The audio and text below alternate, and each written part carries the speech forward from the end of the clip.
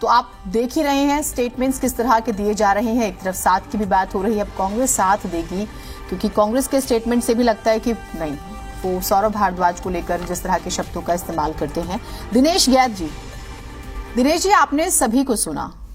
आम आदमी पार्टी का जो स्टेटमेंट रहा, यानी कि सौरभ भारद्वाज जी का जो स्टेटमेंट रहा, आपको लगता है कि इसके बाद तो ये एक टेबल पर नहीं आने वाले हैं, और इसका असर सिर्फ इस बात पर नहीं होगा कि विधानसभा में ठीक है आप दिल्ली में नहीं आए, आप पंजाब में नहीं आए, तो राजस्थान और मध्य प्रदेश में हम कोशिश नहीं करेंगे, इसका लोकसभा पर भी असर पड़ेगा अगर कोई थर्ड फ्रंट बनता है और सीटें एडजस्ट की जाती हैं तो?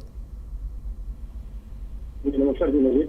देखिए, ऐसा कि सबसे पहले इन्होंने जो बोला स्टेटमेंट ही, जैसे कि ये आम आदमी पार्टी के ज्यादातर नेताओं को आप जब सुनेंगे तो ये बोलते नजर आएंगे कि हम लोग भाजपा और कांग्रेस को राजनीति सिखाने के लिए हैं। तो ये कैसी राजनीति मुझे समझ में नहीं आया। सौरभ भारद्वाज जो है सीनियर लीडर अपने आप को कहते हैं, साथ में ही कहते हैं तो भाई हम लोग आदान प्रदान का रिश्ता कर लें कि ठीक है पंजाब में और दिल्ली में आप, और हम लोग मध्य प्रदेश में और ऐसा में नहीं लड़ेंगे।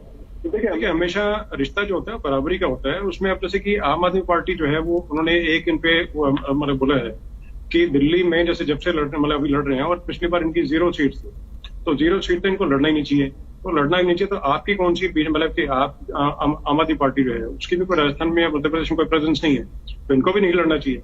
और दूसरा इसके अलावा देखिए, सबसे पहले जैसे जो बातचीत उन्होंने बोली कि सारे सब कुछ लेकर गए कि ठीक है कि कांग्रेस के जैसे अगर नहीं लड़ेंगे यहाँ पे दिल्ली में और पंजाब में, तो ये समझने की बात है कि जैसे कि ये मतलब क्या कहना चाह रहे हैं कि जो यहाँ के जो सीनियर लीडर्स हैं, जैसे कि सिद्धू पंजाब में और यहाँ पर संदीप दीक्षित दिल्ली में, जिनकी माता जी जो है वो 3 बार मुख्यमंत्री रह चुके हैं, तो उनको क्या छुट्टी पर चलना चाहिए? तो उन्हें इनको साथ नहीं बताना चाहिए हॉलिडे पे आप जाओगे तो फलानी जगह आप जो है छुट्टी पर चले जाएं। तो ये कोई कहने की बात तो नहीं हुई है। और ये क्यों करने की वाला है कि क्यों ये जो सीनियर लीडर्स है कि मैंने जो संदीप दीक्षित और सिद्धू जी बताया, ये तो सिर्फ केवल 2 नाम है। इसके अलावा बहुत सारे और सीनियर लीडर्स हैं जी जो क्यों इनको तश्तरी में और उसमें जो प्लेट है उसमें सजा करके इनको सत्ता देंगे ऐसे, इनकी भूल है और बेवकूफी की बातें सिर्फ करने की बातें हैं।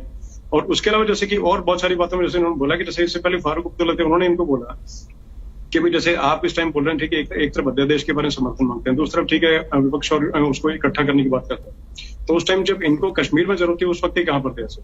तो ये सब समझने की बातें हैं। उसके अलावा दूसरा देखिए, जैसे कि ये सभी रणनीति जो इन्होंने बना रखी है, तो ये शायद 2024 को लेकर करना चाह रहे हैं कि देखिए इनको ये लगता है कि 20 सीट्स इनको जो प्लेट में सजा के और विपक्षी जो दल हैं दूसरे वो इकट्ठे होकर के आपको दे दें, जैसे प्रधानमंत्री बनने का जो केजरीवाल का सपना है वो पूरा हो। लेकिन 20 सीट्स अगर आती भी हैं तो 20 सीट से आपके कहाँ के प्रधानमंत्री बनना चाह रहे हैं बताएं? मतलब दिल्ली अभी तो दूर लगती है ऐसे, 7 सीट दिल्ली की और उसके अलावा 13 सीट जो है पंजाब की, इन दोनों को ये कहना चाह रहे हैं कि भाई एक सीधे साधे रास्ते से इसको हटा दें जो कांग्रेस और विपक्षी दलों को, ये तो नहीं चल पाएगा ना सिर्फ। और दूसरा इसके अलावा देखिए जिसके और अन्य मुद्दे हैं तो उन पे इकट्ठा होने की बातचीत नहीं बन पाती है ऐसे। और अगर इसी तरीके से सिर्फ अपना लाभ ही सोच के कुछ करेंगे तो उससे पहले इनको ये सोचना पड़ेगा कि भाजपा की एनर्जी ज्यादातर जगहों पे 40% से लेकर के 55% जो है वो वोट शेयर है, उससे मुकाबला लोग कैसे कर पाएंगे? कैसे मतलब सारे विपक्षी दल जो है एक तरफ और आधा जो है वो भाजपा एक तरफ, तो किस तरीके से मिलजुल करें कुछ करेंगे? क्योंकि इकट्ठे होकर के जैसे इनको लगे कि पेट में सजा के दे देंगे कोई नहीं करते, ये बहुत बड़ा एक प्रश्न है। इससे कैसे मुकाबला करेंगे और कैसे इससे जीतने का जो है सपना इनका पूरा हो पाएगा, ये देखने की बातें। तो सभी चीजों को जैसे कि इनको रणनीति अगर बनाए तो ठीक से बनाए, सब मतलब दूसरे को नीचे करके कुछ करके वो अगर करना चाहते हैं उससे फर्क नहीं पड़ेगा। और हमेशा देखिए अगेन जैसे मैंने पहले बोला और इससे पहले और वक्ता उन्होंने बोला, राजस्थान में इनकी प्रेजेंस में नहीं है। दूसरा राजस्थान में क्या दे पाएंगे? जैसे कि जैसे कांग्रेस अगर हटती भी है तो राजस्थान में इनके हटने से और रहने से क्या लंबा चौड़ा फर्क पड़ता है? मुझे नहीं लगता है कोई लंबी चौड़ी इनकी सीट राजस्थान में या मध्य प्रदेश में छत्तीसगढ़ में आने वाली।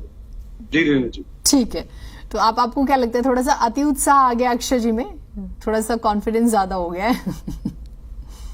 तो ये है कि पीएम बनने के उत्साह में ज्यादा अति उत्साहित हो चुके हैं।